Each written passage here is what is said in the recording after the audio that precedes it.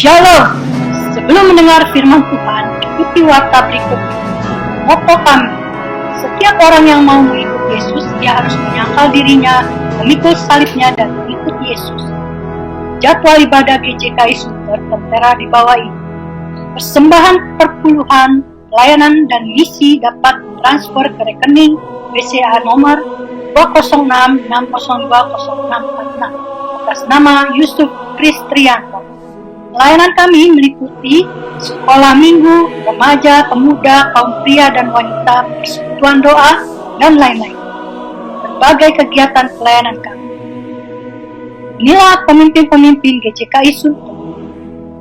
Terima kasih, Tuhan memberkati.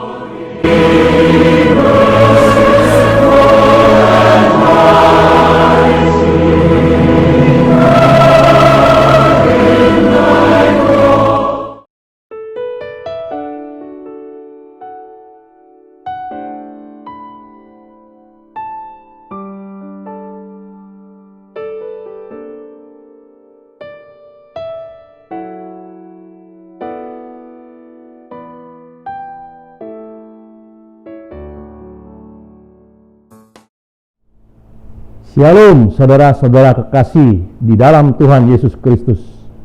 Bagaimana kabar saudara semua?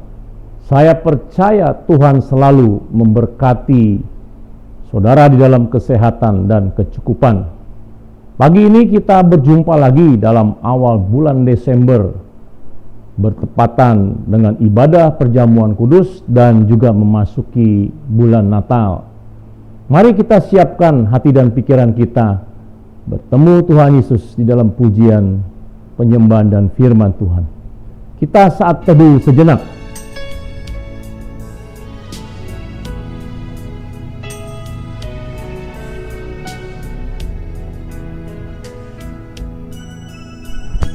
Pertolongan kami datang daripada Tuhan, Allah pencipta langit dan bumi, yang memelihara segala isi ciptaannya, dari dulu sekarang sampai selama-lamanya. Turunlah kiranya kasih karunia dari Allah Bapa, cinta kasih daripada Tuhan Yesus, di dalam persekutuan Roh Kudus memberkati ibadah ini, dari awal, pertengahan, hingga pada akhirnya. Haleluya, amin. Mari saudara, kita memuji dan menyembah Tuhan dalam kesatuan hati. Walaupun kita terpisah oleh letak geografis, tetapi hati kita bersatu untuk memuliakannya. Shalom, selamat pagi Bapak Ibu terkasih Kristus. Senang berjumpa Anda di pagi hari ini. Walaupun hanya bisa lewat ibadah online, kita percaya kita punya satu tubuh, jiwa, roh tak pernah terpisahkan. Amin. Baik, kita akan siap hati kita ingin memuji, memuliakan Tuhan di pagi hari ini. Baik, kita akan baca Alkitab.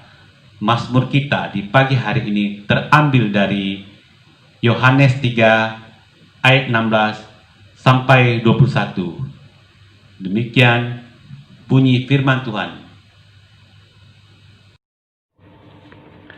Karena begitu besar kasih Allah akan dunia ini, sehingga Ia telah mengaruniakan anaknya yang tunggal, supaya setiap orang yang percaya padanya tidak binasa, melainkan beroleh hidup yang kekal.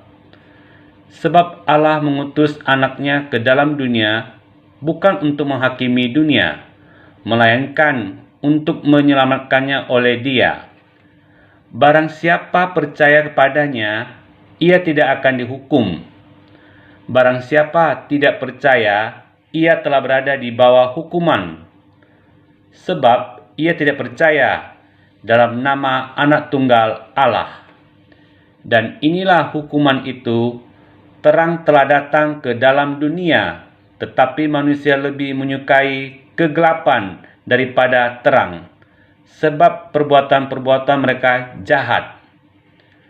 Sebab barang siapa berbuat jahat, membenci terang dan tidak datang kepada terang itu, supaya perbuatan-perbuatannya yang jahat itu tidak nampak. Tetapi barang siapa melakukan yang benar, ia datang kepada terang supaya menjadi nyata bahwa perbuatan-perbuatannya dilakukan dalam Allah. Amin.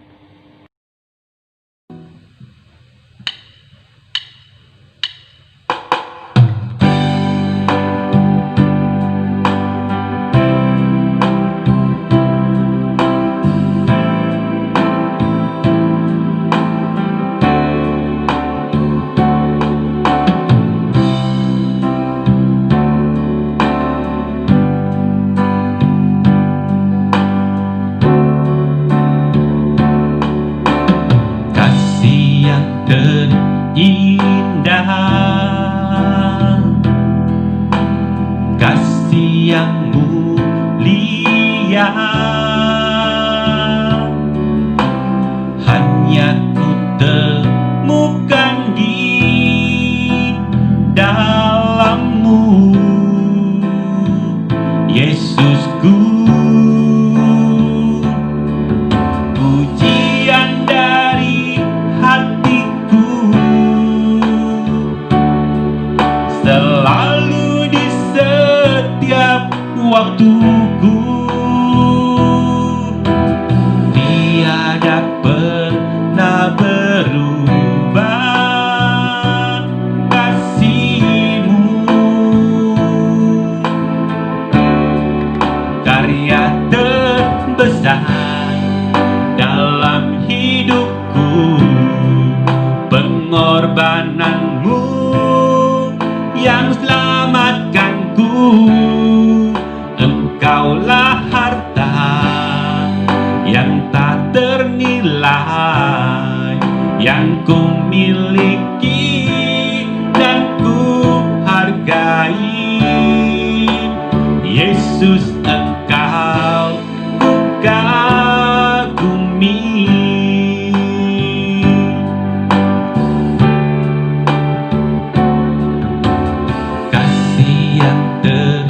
Indah, oh, hati yang mulia, hanya ku temukan di dalam-Mu, Yesusku. Pujian dari hatiku selalu di setiap waktuku, tiada pernah berubah kasih-Ku. Wow, karya terbesar dalam hidupku, pengorbanan-Mu yang selamatkanku. Engkaulah harta yang tak ternilai, yang ku miliki dan ku hargai. Yesus, Tuhan ku kagumi.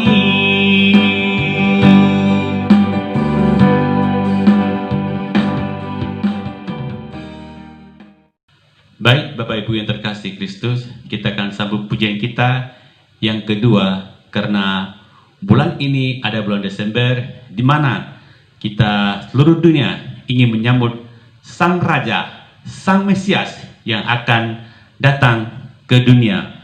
Mari kita sambut Sang Raja.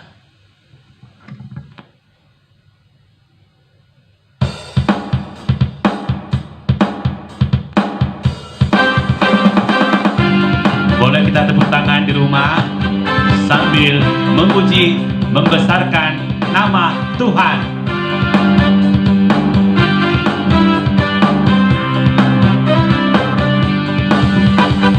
Mari kita sambut Sang Raja. Mari, mari, mari kita puji namanya. Dia yang maha mulia, Dia yang maha kuasa, Yesus Yesus, Yesus namanya.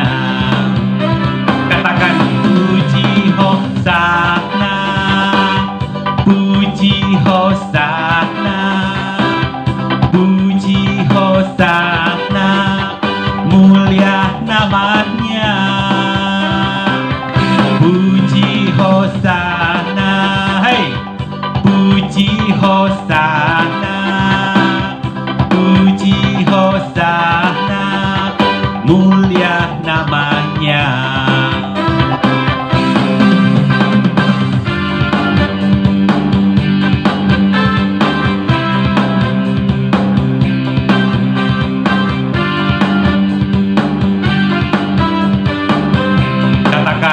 Mari kita sambut Sang Raja. Mari kita sambut Sang Raja. Mari, mari, mari kita puji namanya. Dia yang maha mulia, Dia yang maha kuasa. Siapa? Yesus, Yesus, Yesus namanya. Katakan puji Hosana, puji Hosana, puji Hosana, puji Hosana, mulia namanya. Puji Hosana, puji Hosana, puji Hosana, mulia namanya, mulia namanya, mulia namanya.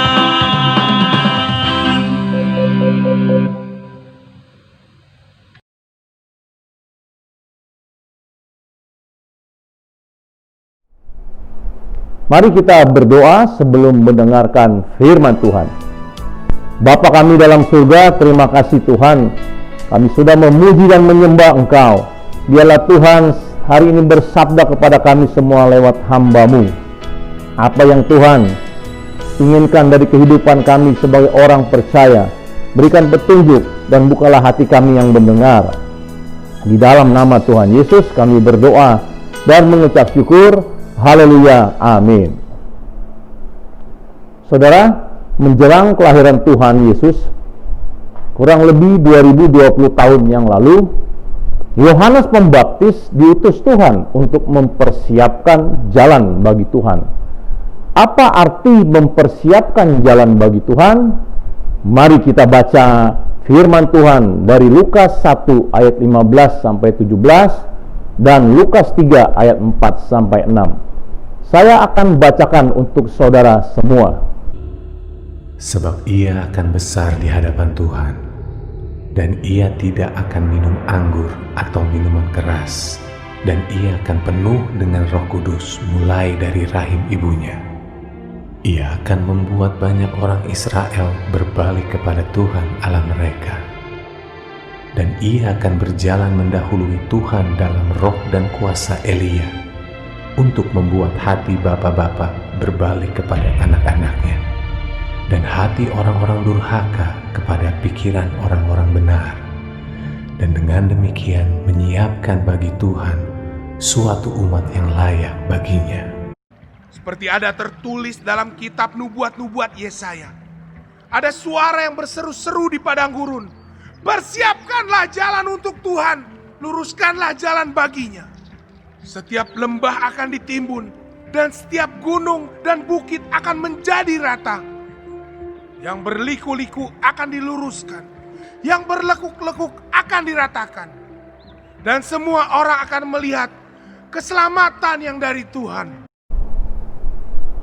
Menjelang kelahiran Yesus di Bethlehem, Tuhan mempersiapkan Yohanes Pembaptis sebagai orang untuk mempersiapkan jalan bagi Kristus.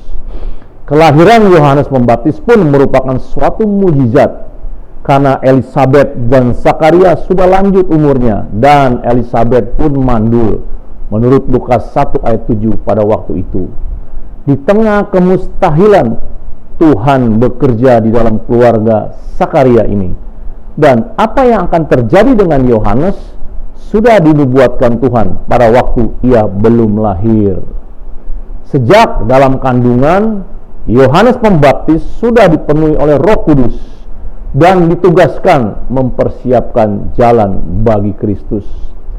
Lukas 3 ayat 4 mengatakan sesuai nubuatan Nabi Yesaya, bahwasanya bentuk mempersiapkan jalan adalah sebuah analogi yang berkata, setiap lembah akan ditimbun, setiap gunung dan bukit akan menjadi rata, yang berliku-liku akan diluruskan, yang berlekuk-lekuk akan diratakan, dan semua orang akan melihat keselamatan yang dari Tuhan.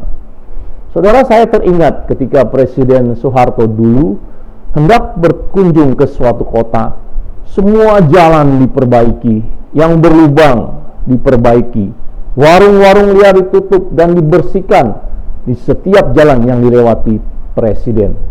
Tetapi zaman itu hanya sementara ketika Presiden berkunjung, selebihnya dibiarkan saja jika rusak. Tetapi Yohanes Pembaptis tidaklah demikian. Lukas 1 ayat 16 mengatakan bahwa ia akan membuat banyak orang Israel berbalik kepada Tuhan Allah mereka.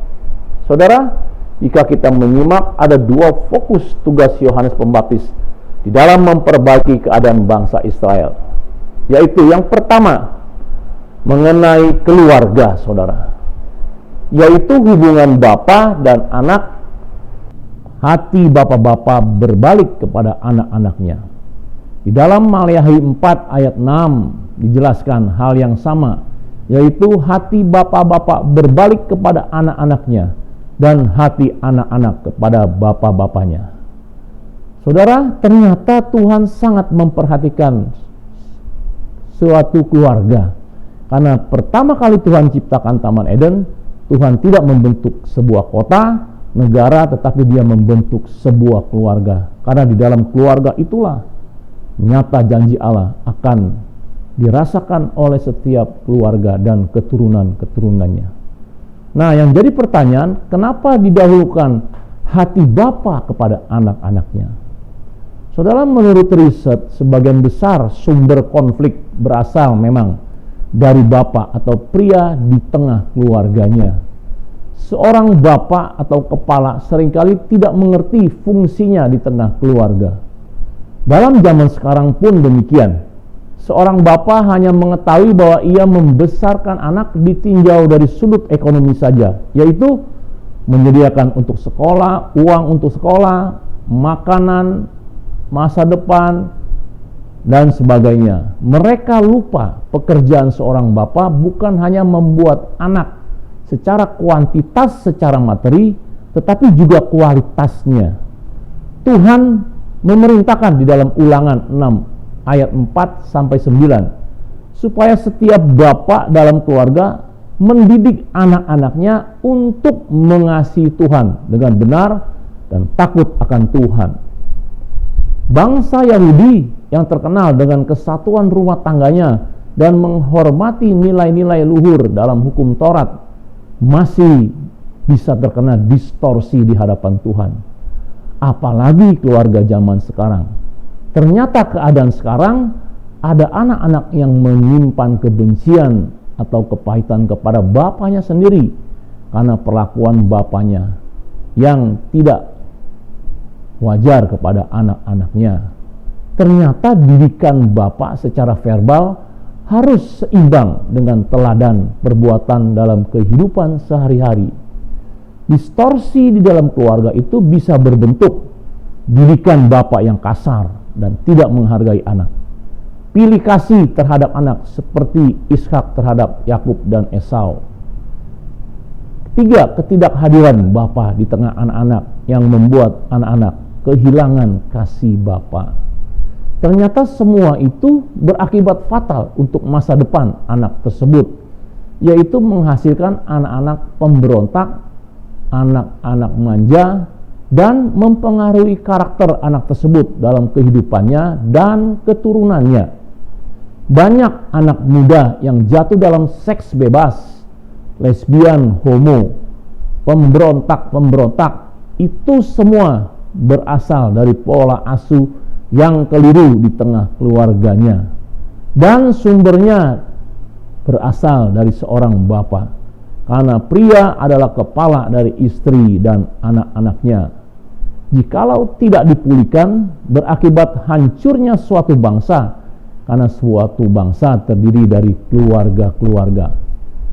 Stephen Tong berkata demikian, jikalau kehormatan sebuah keluarga diabaikan, maka sebentar lagi bangsa itu akan hancur.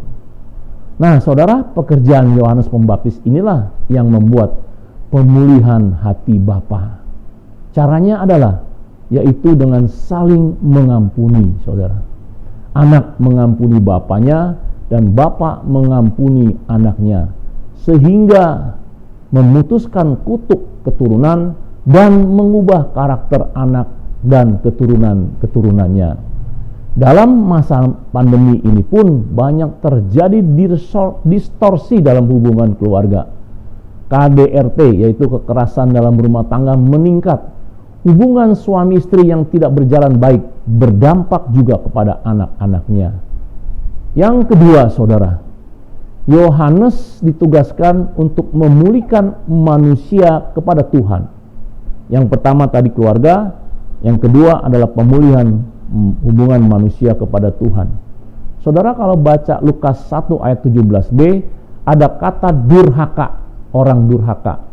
Durhaka itu artinya tidak taat kepada kebenaran atau memberontak kepada kebenaran, yaitu Allah sendiri.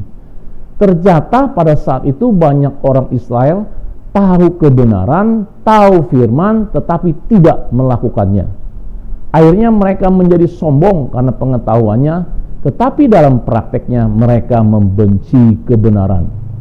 Saudara, di dalam Lukas 3 ayat 10-14 ada 3 fokus pendurhakaan yang dilakukan oleh bangsa itu. Yang pertama mengenai sikap memberi, saling berbagi.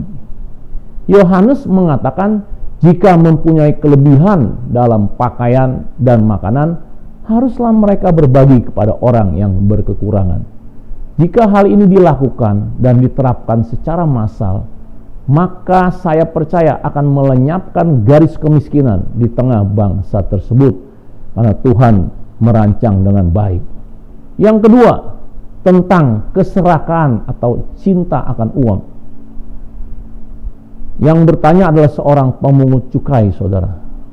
Tetapi secara luas bisa berarti dalam mencari nafkah, keserakahan atau cinta uang di dalam mencari nafkah. Yohanes berkata, jangan menagih lebih banyak daripada yang telah ditentukan bagimu kepada pemungut cukai.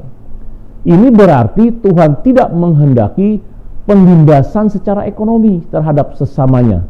Bisa dalam arti memungut pajak, menekan upah buruh, menjual barang-barang dengan harga yang tinggi dan tak terjangkau, dan lain-lain, saudara. Hal ini sangat menyakiti hati perasaan sesamanya. Yang ketiga, Yohanes bicara tentang kekuasaan. Yohanes bicara kepada prajurit-prajurit bahwa jangan merampas dan jangan memeras, dan cukupkanlah dirimu dengan gajimu. Ini bicara penyalahgunaan kekuasaan atau wewenang untuk menindas sesamanya. Yohanes secara tidak langsung menegur orang-orang kaya, pejabat-pejabat, penguasa-penguasa yang mempunyai kekuasaan dan wewenang yang selalu menindas rakyat. Jika nasihat ini dijalankan dengan baik, akan berakibat suatu pemerintahan yang adil dan makmur, karena rakyat akan mendukung sepenuhnya pemerintahan tersebut.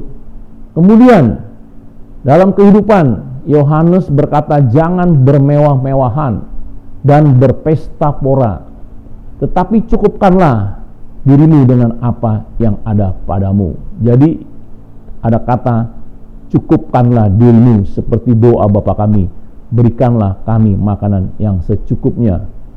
Saudara, hal ini dapat disimpulkan dengan satu buah kalimat, yaitu hasilkanlah buah-buah yang sesuai dengan pertobatan.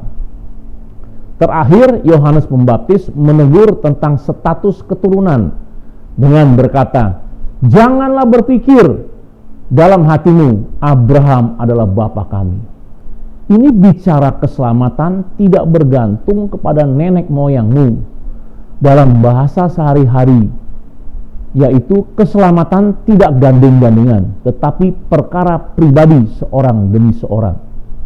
Anda boleh punya kakek nenek, pendeta yang terkenal, yang tulus hati, tetapi dirimu harus juga melakukan firman Tuhan yang menghasilkan buah-buah sesuai dengan pertobatan.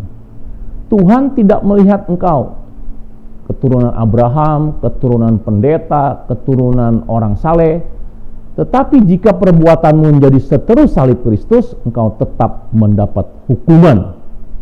Inilah arti dari mempersiapkan jalan bagi Tuhan. Saudara, dalam pelayanan Yohanes Pembaptis tidak diceritakan ada mujizat atau sebuah mujizat pun yang terjadi, baik kesembuhan ilahi dan lain-lain.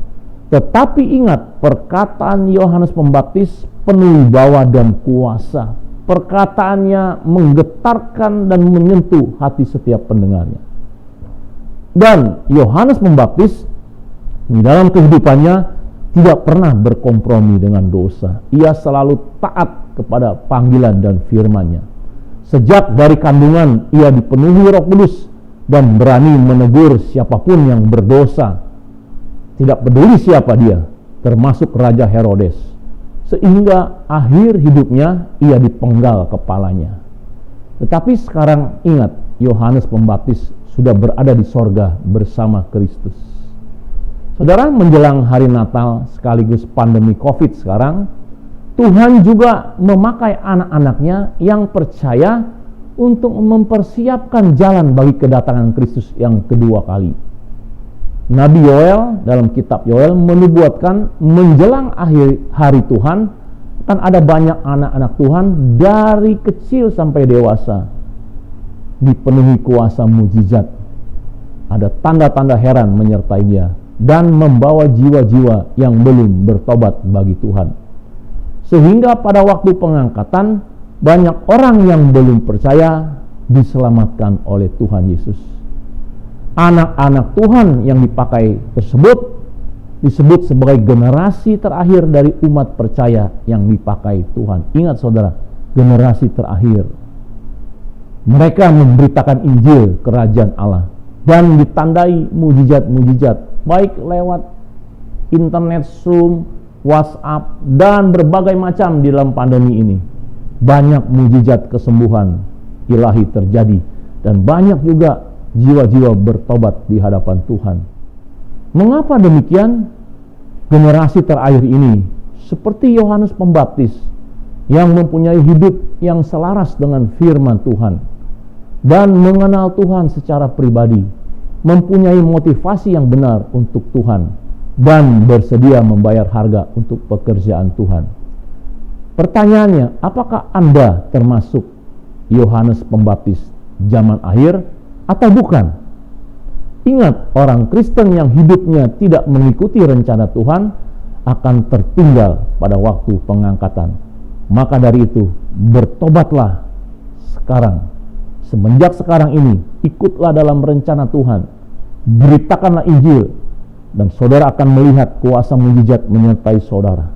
Jangan hanya di rumah saja, melayani hanya di dalam gereja. Sekarang waktunya kita bekerja di ladang Tuhan, mumpung waktu masih siang. Kalau sudah malam, kita tidak bisa bekerja lagi. Jadi saudara, saya percaya jikalau Anda menjadi Yohanes Pembaptis menjelang Kristus datang kedua kalinya, saudara siap diangkat oleh Tuhan dan tidak tertinggal. Tuhan memberkati saudara-saudara semua. Mari kita berdoa. Terima kasih Tuhan, kami bersyukur kepadamu Tuhan, karena hari ini kami diingatkan kembali bahwa kami adalah generasi terakhir seperti Yohanes Pembaptis, harus mempersiapkan jalan bagi Tuhan untuk datang yang kedua kalinya. Biarlah kami dipakai Tuhan untuk menjadi alat-alat Tuhan, dipulihkan keluarga kami sebagai Bapa sebagai istri, sebagai anak-anak, supaya saling mengampuni. Yang kedua Tuhan, biarlah kami selalu taat dan beriman kepada Tuhan Yesus dan menjalankan firman. Lewat setiap hari kita membaca firman, merenungkan dan bergaul intim dengan Engkau. Tuhan, tolong kami Tuhan, supaya kami termasuk generasi terakhir yang menjalankan apa kata Engkau, supaya kami tidak tertinggal. Kami bekerja di ladang Tuhan dengan motivasi yang benar. Tuhan, berkati semua kami yang mendengar, supaya kami menyadari kehidupan kami sekarang ini, karena Engkau sebentar lagi, sangat sebentar lagi waktunya Engkau akan datang kedua kali. Berkati kami semua yang mendengar dan jamah hati kami Tuhan. Di dalam nama Tuhan Yesus kami berdoa dan mengucap syukur. Haleluya, amin. Mari saudara, saya undang kita semua bangkit berdiri. Kita akan menjalankan perjamuan kudus. Saya mau ingatkan, perjamuan kudus diterima hanya oleh orang yang percaya kepada Tuhan Yesus yang mati dan bangkit untuk kita semua, sehingga saudara layak menerima roti dan anggur. Karena waktu Anda makan roti dan minum anggur, Anda memberitakan kematian dan kebangkitan Tuhan Yesus sampai Ia datang. Mari siapkan roti dan anggur yang sudah Anda siapkan sebelumnya. Sebelumnya, mari kita berdoa terlebih dahulu. Terima kasih Tuhan untuk firman-Mu. Hari ini kami mau menerima perjamuan kudus tubuh dan darah-Mu. Kuduskan kami semua Tuhan, untuk boleh layak menerima roti dan anggur ini sebagai lambang tubuh dan darah-Mu. Berkati kami dan singkapkan hati kami yang terdalam. Kuduskan kami. Dalam nama Tuhan Yesus kami berdoa dan mengucap syukur. Haleluya, amin.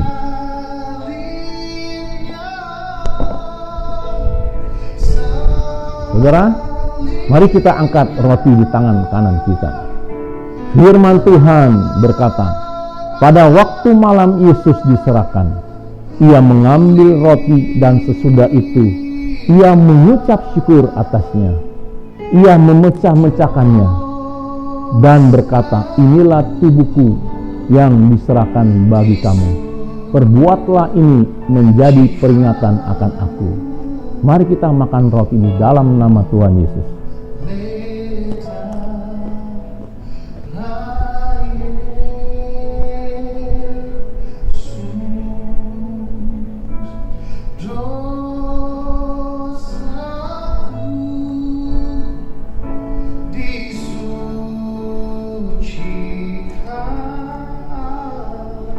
Mari kita angkat cawan di tangan kanan kita.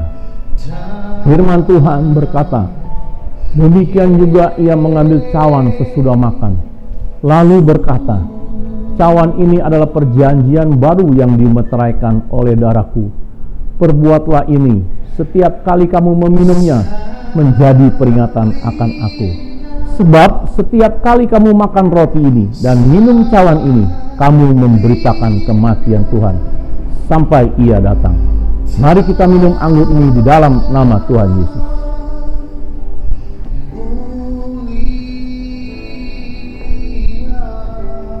Mari kita berdoa. Terima kasih Tuhan, kami sudah bersatu dengan tubuh dan jiwa-Mu. Roh Kudus ada bersama kami pada waktu kami percaya. Biarlah semuanya ini boleh menyatukan hati pikiran kami dengan hati pikiran-Mu, supaya rencana-Mu terjadi dalam hidup kami. Hidup kami adalah menjalankan rencana-Mu, yaitu memuliakan Tuhan dan menjala jiwa sesuai dengan kerinduan hati-Mu, supaya banyak orang diselamatkan dan menerima Yesus. Berkati kami semua pada pagi hari ini dalam nama Tuhan Yesus. Haleluya, amin. Sambil tetap berdiri, mari kita bersama mengucapkan pengakuan iman rasuli kita.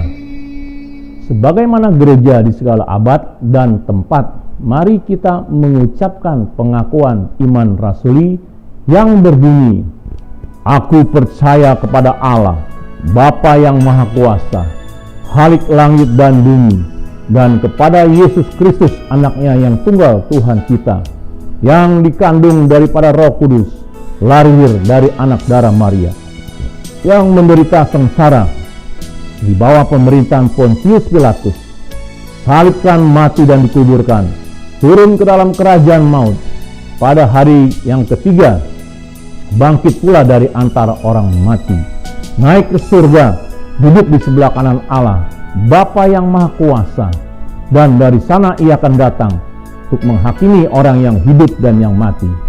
Aku percaya kepada Roh Kudus, gereja yang kudus dan am, persekutuan orang kudus, pengampunan dosa, kebangkitan orang mati, dan hidup yang kekal. Amin. Sambil tetap berdiri, mari siapkan hati kita untuk menerima berkat Tuhan. Arahkanlah hatimu kepada Tuhan dan bersiap-siaplah untuk menjalankan perintah-perintah Tuhan, memberitakan Injil, bersatu dengan rencana Yesus. Maka dari itu tadahkanlah tanganmu dan terimalah berkat Tuhan. Kiranya damai sejahtera dari Allah Bapa, cinta kasih daripada Tuhan Yesus, di dalam persekutuan Roh Kudus memberkati saudara-saudara yang menonton ibadah online ini. Dari sekarang sampai Maranatha, Tuhan Yesus datang kedua kali di awan-awan menjemput kita semua, bahkan sampai selama-lamanya.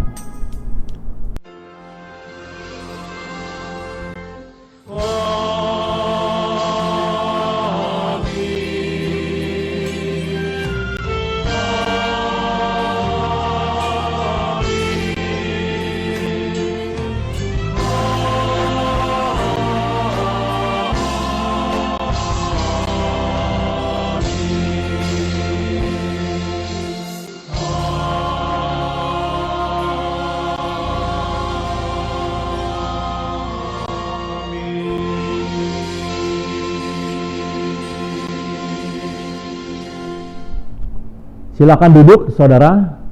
Sebelum mengakhiri ibadah, perkenankanlah saya mewakili segenap hamba Tuhan dan diaken GJKI Sunter mengucapkan selamat ulang tahun. Pertama kepada saudari Novi tanggal 30 November dan Cilini tanggal 1 Desember. Mari kita doakan mereka yang berulang tahun, biar Tuhan menjamah kehidupan mereka. Bapak, terima kasih Tuhan untuk Novi yang Tuhan tambahkan 1 tahun usianya. Novi ini, anak Haryono, diberikan hikmat bijaksana. Masa depannya Tuhan bukakan jalan. Bahkan Tuhan mengirimkan pasangan hidupnya sesuai rencana Tuhan. Pekerjaannya Tuhan berkati. Kehidupan imannya, biar dia boleh membaca, merenungkan firman Tuhan. Intim dengan Tuhan, menjadi berkat buat orang-orang di sekitarnya dan keluarganya. Beri kesehatan, kekuatan. Juga kami berdoa untuk Cilini Tuhan. Tuhan memberkati dia dimanapun dia berada. Topang imannya, berikan kesehatan, kekuatan. Bahkan imannya Tuhan teguhkan. Bahkan Tuhan pakai dia di dalam kehidupannya menjadi berkat buat orang sekitarnya. Dalam nama Tuhan Yesus kami berdoa dan mengucap syukur. Haleluya, amin. Sebelum berpisah dan mengakhiri ibadah ini, mari kita akan berdoa syafaat. Doa syafaat dilakukan di rumah Anda masing-masing dalam kelompok. Pokok doa yang pertama, yaitu jiwa-jiwa yang belum diselamatkan. Kedua, keamanan dari teroris. Ketiga, perayaan Natal di gereja-gereja supaya Tuhan memberi keamanan. Kita juga berdoa untuk bangsa dan negara. Presiden Jokowi, menteri-menterinya di dalam memimpin bangsa ini sehingga diberikan hikmat di dalam keluar dari krisis Covid, krisis ekonomi, dan krisis keamanan. Juga doakan dokter-dokter, perawat-perawat, juga pasien Covid, biar Tuhan jamah dan menyelamatkan mereka, karena belakangan ini kami mendengar ada banyak dokter-dokter yang meninggal. Kita doakan juga GJKI Nasional, tanggal 12 Desember ada perayaan Natal GJKI Nasional. Doakan juga GJKI Agape, biar Tuhan memberkati Pak Misri dan Ibu Ulin dan penggembalanya. Yang terakhir, saudara doakan GJKI Sunter. Saudara ingat, setiap hari Senin sampai Jumat, GJKI Sunter membuka menara doa dan kesembuhan ilahi lewat Zoom. Saya menghimbau supaya jemaat juga mendukung hal ini, karena ini adalah sarana menjangkau jiwa dan memperhatikan orang-orang di luar gereja, supaya banyak Tuhan menjamah mereka. Setelah itu kita akan sharing kelompok dengan menjawab pertanyaan di bawah ini. Jawablah pertanyaan di bawah ini. Yang pertama, apa arti mempersiapkan jalan bagi Tuhan? Dalam Lukas 3 ayat 4. Yang kedua, sebutkan 2 hal yang dilakukan Yohanes Pembaptis dalam mempersiapkan dan menegur orang-orang di sekitarnya. Dari Lukas 1 ayat 17. Yang ketiga, apa kesimpulan pekerjaan Yohanes Pembaptis dalam mempersiapkan jalan bagi Tuhan? Dalam Lukas 3 ayat 8. Terima kasih saudara-saudara yang sudah menonton dan mengikuti ibadah online GJKI Sunter. Saya percaya Tuhan bersama Anda karena Dia adalah Immanuel. Dan Tuhan menyediakan berkat-berkat dan pimpinan di dalam kehidupan Anda. Tuhan memberkati. Shalom.